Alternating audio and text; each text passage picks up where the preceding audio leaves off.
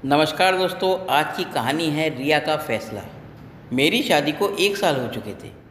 वैसे तो ससुराल मेरा बड़ा है। ससुराल में सास ससुर, 2 जेठ और 2 जेठानी और उनके बच्चे हैं। राकेश घर के सबसे छोटे बेटे हैं और उस नाते रिया भी घर की छोटी बहू है। राकेश की नौकरी देहरादून में थी, जिस कारण राकेश और रिया दोनों देहरादून में शिफ्ट हो गए। शुरुआत में 1-2 महीने राकेश की माँ भी आई थी, लेकिन बाद में वे वापस मुंबई चली गईं क्योंकि उनका मन नहीं लग रहा था। माँ के जाने के बाद अब रिया का भी मन देहरादून में नहीं लग रहा था, इसलिए उसने कुछ महिला ग्रुप ज्वाइन कर ली, जिसमें से रूपा उसकी बेस्ट फ्रेंड थी। दोनों में अब काफ़ी गहरी दोस्ती हो गई। रूपा के बेटे की जन्मदिन पार्टी थी, जिसमें रिया और राकेश आमंत्रित थे। शाम होने को थी और रिया तैयार होकर पति का इंतज़ार कर रही थी।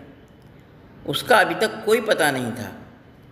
कई बार फ़ोन भी ट्राई कर चुकी थी, लेकिन नहीं लग रहा था।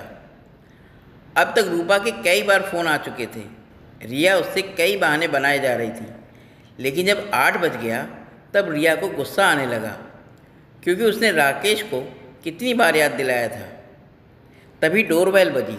दरवाज़ा खोला तो सामने राकेश खड़ा था।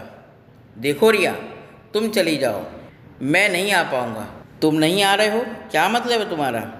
मैं नहीं आ रहा, बस मुझे बहुत सारे काम पड़े हैं। तुम्हें जाना है तो जाओ, वरना मत जाओ। मुझे परेशान मत करो। गुस्सा में रिया रूपा के घर चली गई, लेकिन उसके मन में कई सवाल आ रहे थे। क्या यही है मेरी ज़िंदगी? क्या यही करना चाहती थी मैं? रिया और राकेश के बीच हमेशा मनमुटाव रहता था, जैसे दो अलग अलग विचारों के लोगों को बंद किया गया है एक ऐसे बंधन में। इसे तोड़ना इतना आसान नहीं था। रिया एक स्वतंत्र विचारों की थी, जबकि राकेश को समाज की रूढ़ी विचारधाराओं ने जकड़ रखा था।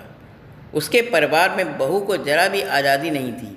राकेश को लगता था महिलाएं 4 दीवारी में ज़्यादा सुरक्षित हैं, बाहर की दुनिया उनके लिए नहीं है। आज के ज़माने में भी वह ऐसा सोचता था।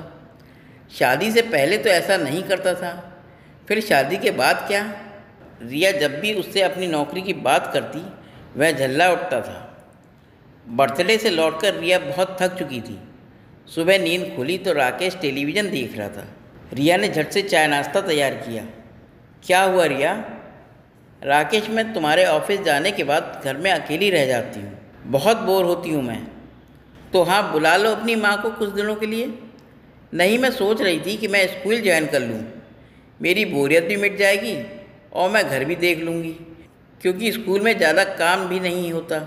देखो रिया, मेरा दिमाग खराब मत करो। एक ही बात को बार बार सुनना की अगर तुम्हें आदत पड़ चुकी है तो सुनो, तुम जॉब नहीं करोगी। मैं तुमसे पहले भी कह चुका हूँ, बार बार एक ही बात को कहना अच्छा नहीं लगता। रिया को उस समय बहुत गुस्सा आ रहा था। पता नहीं क्या परेशानी है जो राकेश ऐसे बन जाता है। कुछ देर तक दोनों के बीच एक शांति पसरी रही, जैसे कोई अनहोनी होने से पहले संकेत दे रही हो। रात को राकेश करीबन 11 बजे के आसपास आया। आते ही कमरे में चला गया। अब हम दोनों के बीच बात भी ना के बराबर होती। यह कैसी सोच है राकेश की?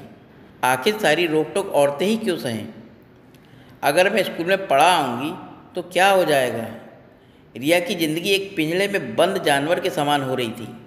हम लोगों के बीच दूरियां बढ़ने लगी थीं। हमारा रिश्ता उस रबड़ की भांति हो गया था, जिसे दोनों तरफ से खींचा जा रहा था।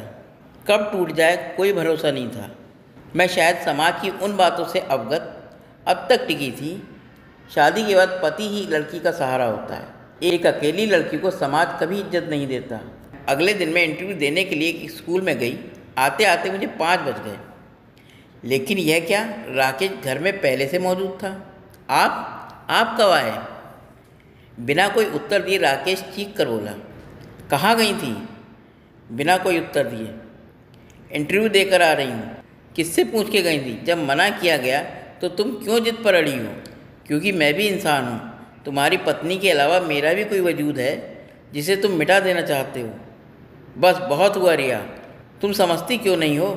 मैं मम्मी पापा को क्या जवाब दूंगा? वह तो यही कहेंगे कि पत्नी को संभाल नहीं सकता, कुछ सीखो अपने भाइयों से। ओह, अब समझ आई बाहर क्यों नहीं जाने देना चाहते थे तुम।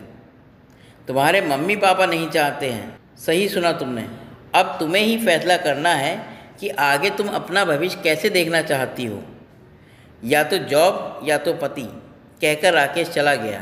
रात भर सोच समझकर रिया ने फैसला लिया। छी, कितनी घटिया मानसिकता है इन सभी की। सुबह राकेश ऑफिस जल्दी चला गया। मैंने भी फैसला कर लिया था कि अब मैं नहीं रहूँगी, लेकिन मन में एक आस थी कि शायद राकेश मान जाए।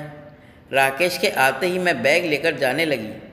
मेरे मन के एक कोने ने कहा, अब राकेश हाथ पकड़कर रोक लेगा, लेकिन इसके विपरीत उसने इतना ही कहा, आगे तुम्हारा यही फैसला है तो अब मेरे घर का दरवाज़ा हमेशा के लिए तुम्हारे लिए बंद है। अब मेरी ज़िंदगी में लौटना मत। नहीं लौटूंगी, कहकर मैं चली गई। एक अजीब से सुकून का अनुभव हो रहा था, जैसे किसी पिंजरे में बंद पक्षी को एक लंबे अरसे के बाद स्वतंत्र किया गया हो। रिया का फैसला आपको कैसा लगा, कमेंट करके बताइएगा ज़रूर। दोस्तों, आपको ये कहानी कैसी लगी? अगर ये कहानी अच्छी लगी हो तो मेरे चैनल को लाइक करें, सब्सक्राइब करें और शेयर करें, ताकि मैं आपको नई नई कहानियाँ लाकर सुना सकूं। धन्यवाद दोस्तों।